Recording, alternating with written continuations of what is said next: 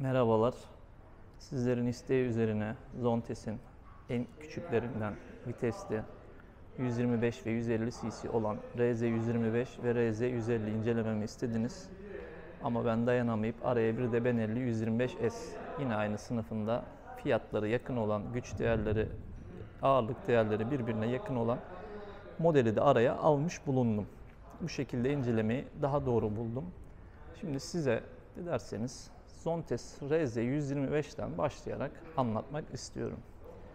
Zontes'in üretip RKS'nin distribütörlüğüyle Türkiye'de satışı yapılan RZ125'in genel özellikleri 125 cc 4 zamanlı, tek silindirli 6 vites, 14,5 beygir, 13 Newton tork, ön arka disk, 17 inç lastik çapı olan ve 143 kilo ağırlığında 12,5 litre yakıt deposu olan, sadece 100 kilometrede 2,6 yakıt verisi olarak bu şekilde bir motosiklet var karşımızda. Bunun bir de kendi sınıfında yine İtalyan tasarımı olan Benelli'nin yine 125 cc 4 zaman 6 vitesli bir motosikleti var. Ama bunun güç değerleri biraz daha düşük. Nedir?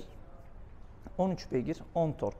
Yani arasında bakıldığı zaman 1,5 beygir gibi ve 3 Newton gibi bir tork farkı var. Az mı?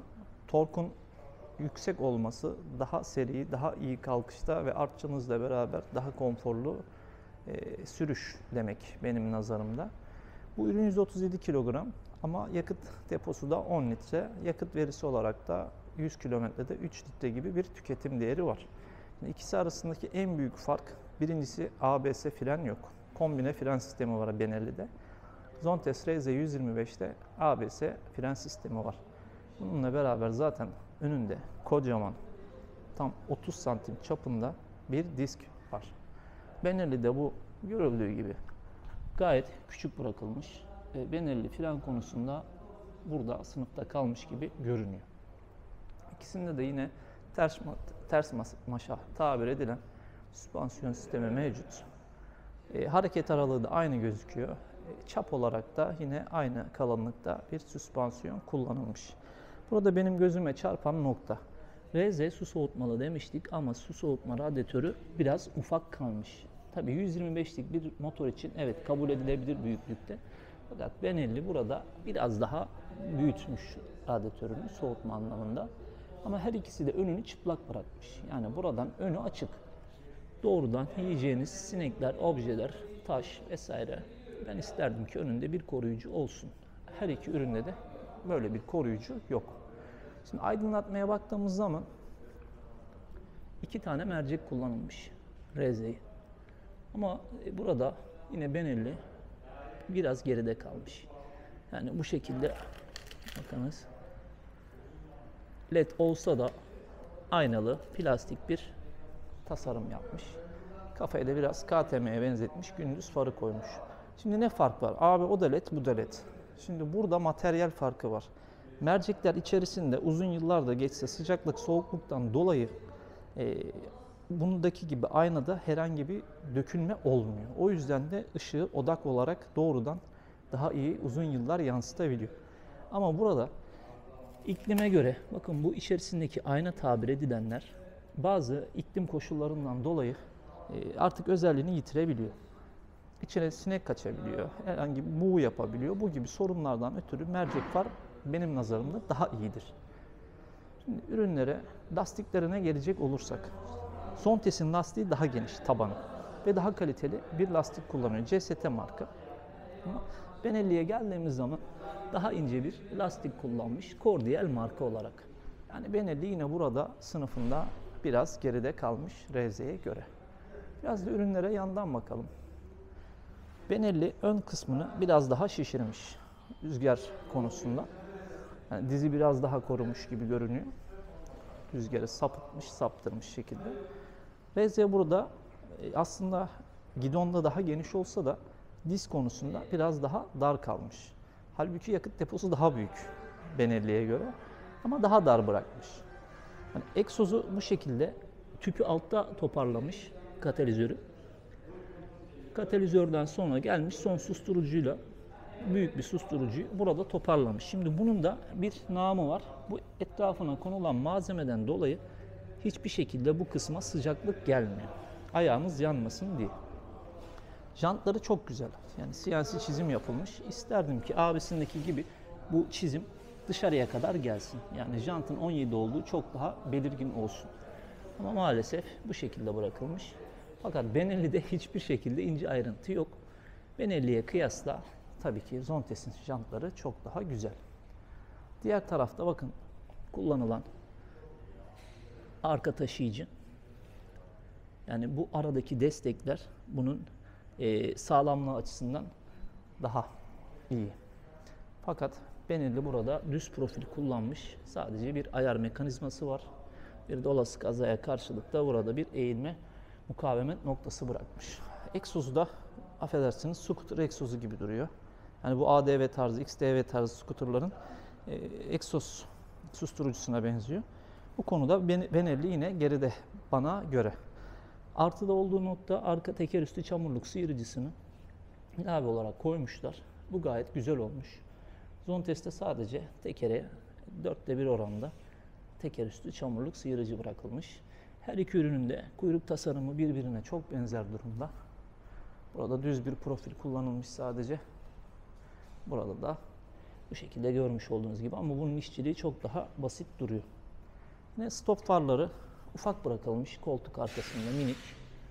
Her iki üründe led ama bunları yani bu sinyallerin 3 tane olmasına rağmen lümen değeri içindeki reflektör yansıtıcıdan dolayı daha yüksek. Bunu biliyorum. O yüzden bunda birçok sayıda led olsa da bunun lümen değeri daha düşük Benelli'ye göre. Yani çarklara bakalım dişli oranına. Zontes'in arka dişlisi biraz büyük. Zinciri kalın ve kaliteli görünüyor. Burada Benelli'nin arka çark dişli daha ufak ama dişli kalite olarak Zontes'e göre bakınız. Zontes yine burada sanki daha başarılı görünüyor.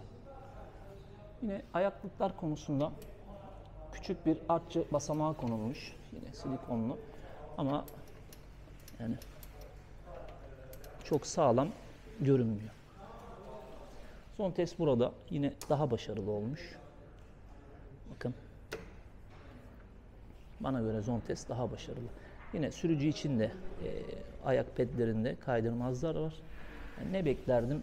Sanki vites pedalıyla fren pedalı biraz daha büyük ve burada da bir kaydırmaz olsa sanki daha iyi olabilirdi. Oturma pozisyonlarına baktığımız zaman iki ürün de birbirine çok benzer. Ama Zontes'teki sürücüye odaklı sele daha konforlu, daha geniş, biraz daha uzun görünüyor. Benelli'ye göre bakınız. Yani Zontes'te biraz daha iyi.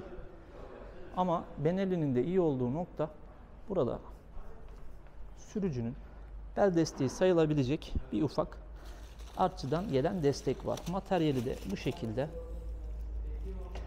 Yani karbon görünümlü bir suni deri Windex kullanılmış. Zontes burada koltuklarını kendi üreten, güzel bir materyal kullanan ve kaydırmaz ürün. Bu şekilde koltukları gayet başarılı Zontes'lerde, bunu söyleyebilirim. Süspansiyona gelecek olursak yine ayarlanabilir bir süspansiyon konumlanmış. Helezon yayı gayet kalın. Benelli'de de buna çok benzer.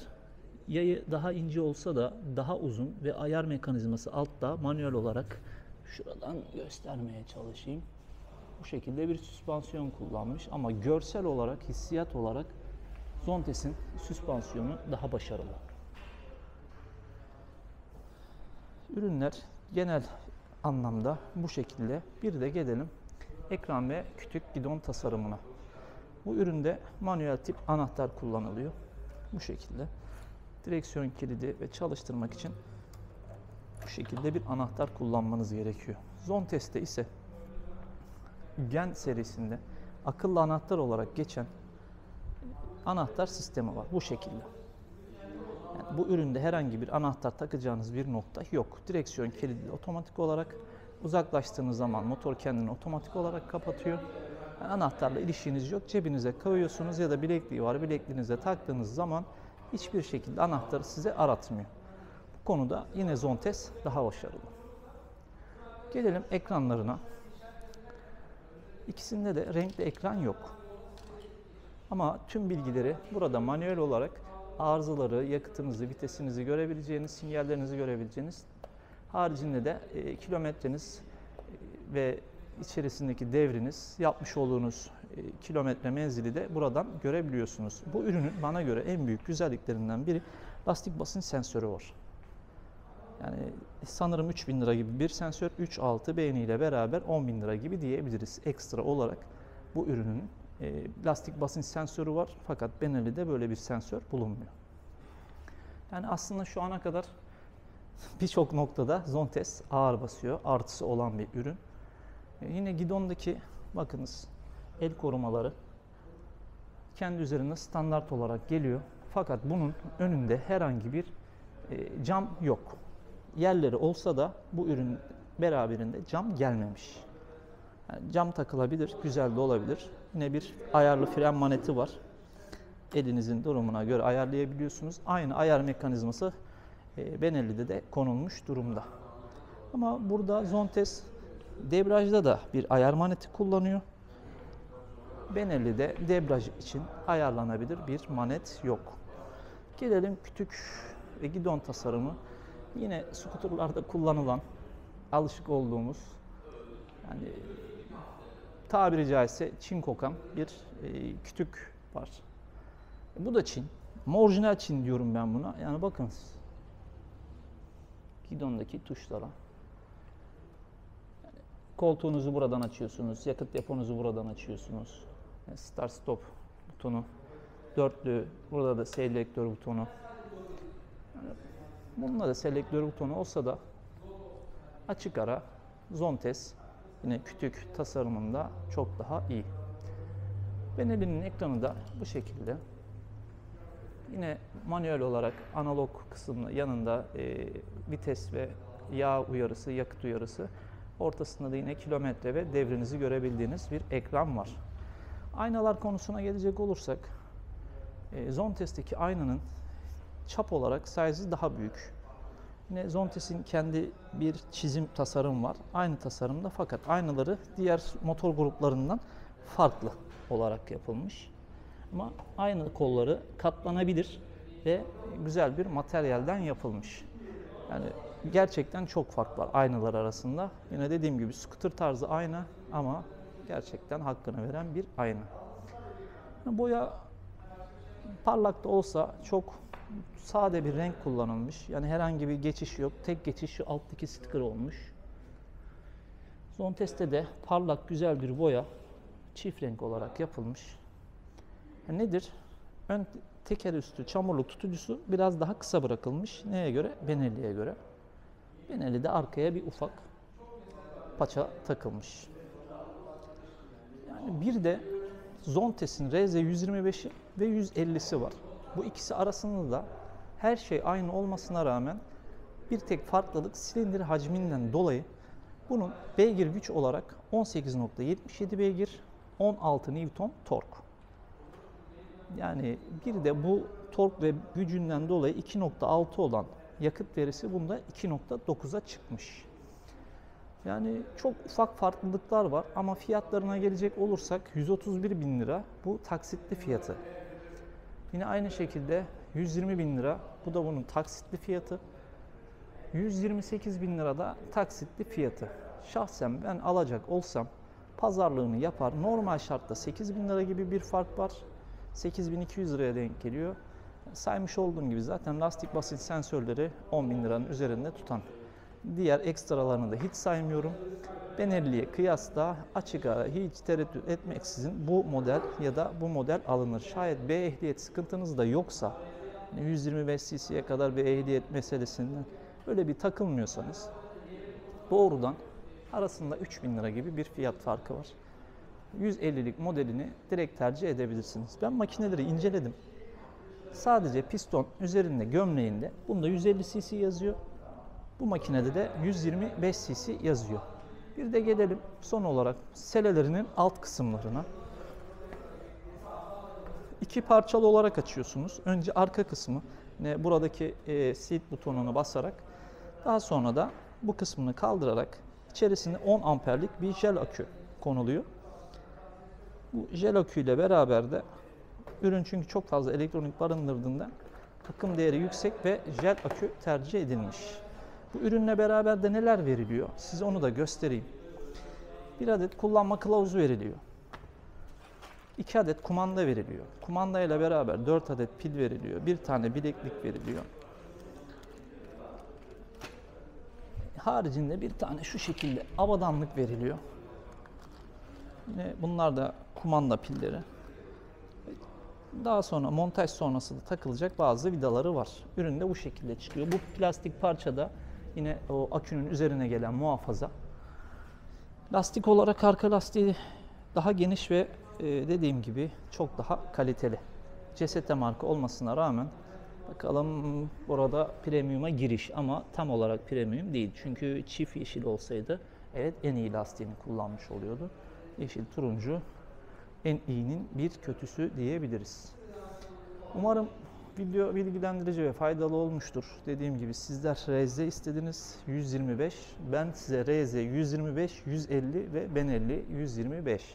Bu şekilde fiyatları birbirine yakın olan aynı hacimlerde 3 ürünü de göstermeyi tercih ettim. Umarım faydalı olmuştur. Kanalımda motorlarla ilgili birçok video mevcut. Onları izlemenizi tavsiye ederim. Bu videoyu izlediğiniz için de size teşekkür ederim.